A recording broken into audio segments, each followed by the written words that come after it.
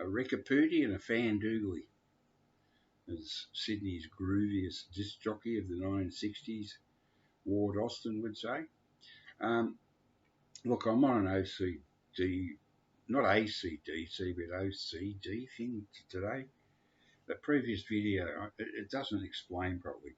I'll show you the originals, and what I'll do is, over the next week, is isolate the bits on each of these records that they're not exact. I've got to get it straight. It's not exactly the same riff. I'm not a musician. I don't know what it is.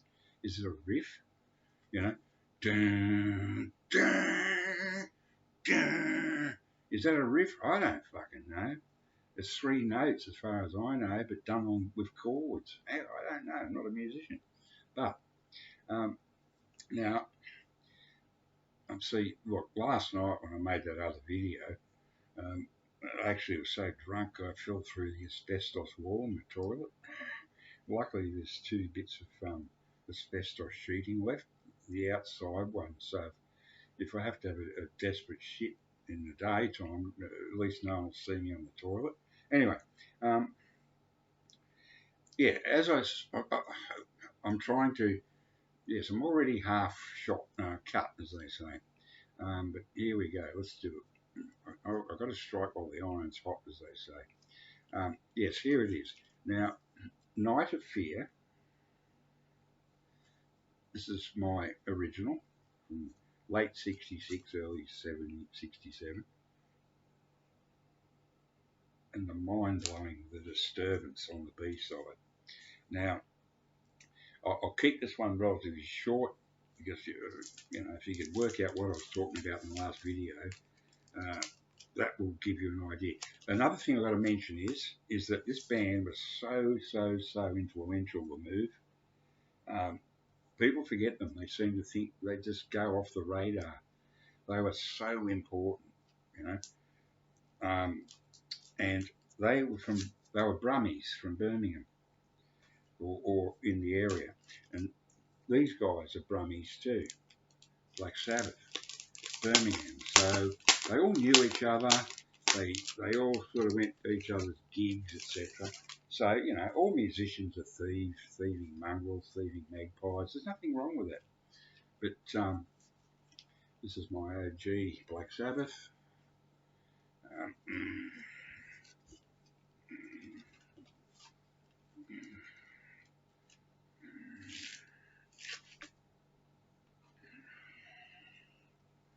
Okay, now I just mentioned The Disturbance, which was the B-side of The Move's first single, Night of Fear. Now, they weren't averse to being thieves either, because Night of Fear, the main guitar riff thing that runs through the song, is a rip-off of Tchaikovsky, or Tchaikovsky. So, you know, I mean, they ripped off Tchaikovsky, and Black Sabbath and Van der Graaf Generator ripped off The Move.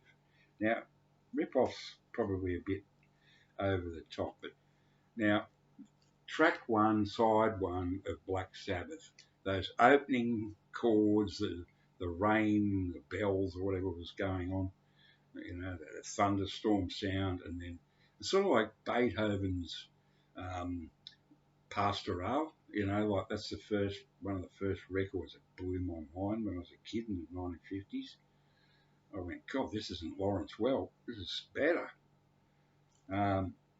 So track 1, side 1, it opens with this massive riff. As you all know, it is, if it's a riff or whatever it is, it's the best riff ever. No one can touch it. No one. They couldn't even touch it.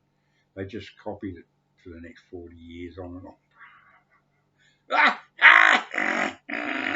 So,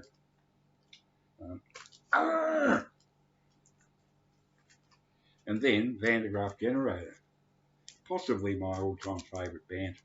Honestly, not this album, but H2He, Who I'm the Only One, or Hydrogen the Helium, Who I'm the Only One, is my favourite. But their masterpiece, of course, is Paul Hearts. So this is my OG UK copy, and I ordered this by, it came by ship all the way from the UK to Australia. It took 3 months. I just bought it on a whim because I read in Sounds magazine a review on this. Took a punt, and the minute I put it on, I went, oh yeah, baby, jackpot time. Made in England, original. That's Weirdo in Dusseldorf, you know, the glasses. It's sort of polylined. It is. It's actually polylined. You know, like it's melded to the paper. Not anyway. This is something you won't see very often, my darlings. This, Christ, the condition. I think I've played it once or twice. I taped it so I wouldn't ruin it. This is immaculate. Yes, it's the second album by Van der Graaf Generator. The first is the Aerosol Great Machine, which is really a Peter Hamill solo album with members of the band playing on it. But this is really the first Van der Graaf Generator, and it is powerful stuff. The last track on side 2, Refugees, is something you've got to hear. It is unbelievable. Oh, hang on, what's going on here? Sorry, Refugees is track